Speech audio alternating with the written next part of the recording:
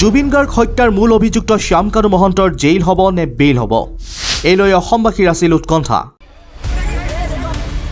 অৱশেষত শ্যামকানু মহন্তৰ জামিন আবেদন নাকচ কৰিলে ফাষ্ট ট্ৰেক আদালতে।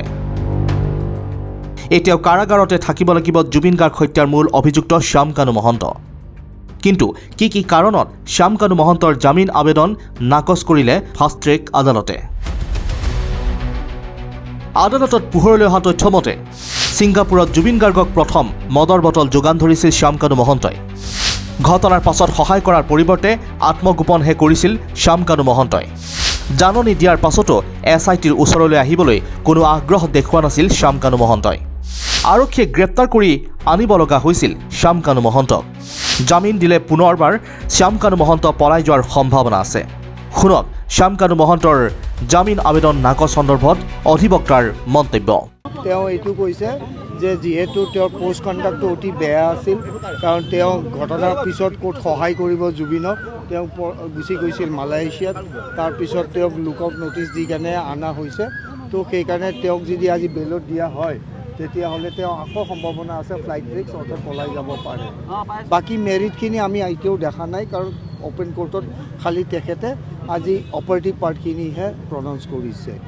কেৱল ইমানেই নহয়, শ্যামকানু মহন্তৰ জব্দকৃত সামগ্ৰী মোকলাই দিবলৈ আদালতত কৰা আবেদনো খাৰিজ কৰিছে ফাষ্ট ট্ৰেক আদালতে। ইপিনে শ্যামকানু মহন্তৰ পত্নী অনিতা ডেকা মহন্তৰ মতে নিৰ্দোষী শ্যামকানু মহন্ত।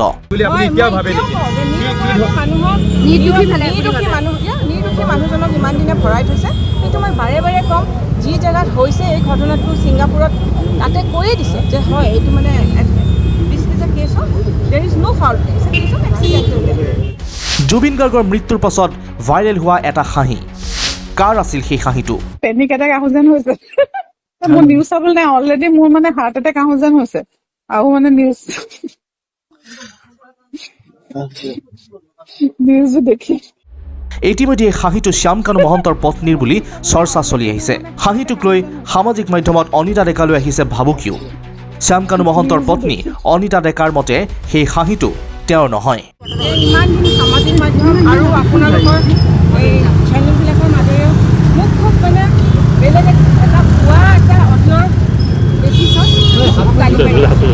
সেই মাতটো মোৰ লগত নিমিলে, কথা কোৱা শৈলীটো মোৰ লগত নিমিলে। আৰু আপোনালোকে চবেই গমেই পায় যে সেইটো অডিঅ'ত মোৰ মাত নহয়। তো সেই মাতটো লৈ মোক খুব ছ'চিয়েল মিডিয়াত গালি পাৰি আছে। মই সেইটো কৰা নাই, ছ'চিয়েল মিডিয়াতো গালিয়ে পাৰে মানে। কিন্তু পৰহি মই দেখিছোঁ যে আপোনালোকৰ চেনেলবিলাকৰ মানুহৰ মাজেৰেও এজন মানুহে তেওঁ মানে একদম মোক মনৰ থ্ৰেট দিছে, সি মোক আহিলে কাটি পেলাব লাগে, কাৰণ মই ভাল। কিন্তু সেই অডিঅ'টো মই নহয়ে, সেইটো মাত মোৰ নহয়ে। আৰু মই 6 অক্টোবৰ তাৰিখে সেই অডিঅ'টো যে মোৰ নামত এজন মানুহে বেলেগৰ মাত এটা মানে হেৰি কৰি আছে যে মই বুলি মই পুলিচত এটা কমপ্লেইন দিছিলোঁ। 9 তাৰিখে তেওঁলোকে মোক এখন ৰিচিপ্ট দিছিলে, মই CIDত কমপ্লেইন দিছিলোঁ। তেওঁলোকে সেইটো কমপ্লেইন ফৰৱাৰ্ড কৰিছিল পাণবজাৰ পুলিচত। ফাষ্ট ট্ৰেক আদালতত শ্যামকানু মহন্তৰ জামিন আবেদন নাকচ হোৱাৰ পাছত জুবিন গাৰ্গৰ পত্নী গৰিমা শইকীয়া গাৰ্গৰ সামাজিক মাধ্যমত এটা পোষ্ট। ভগৱান আৰু দেশৰ ন্যায় ব্যৱস্থাৰ ওপৰত ৰাইজৰ প্ৰাৰ্থনা, আশীৰ্বাদ আৰু সহযোগিতাৰ ওপৰত পূৰ্ণ আস্থা আছে আমাৰ।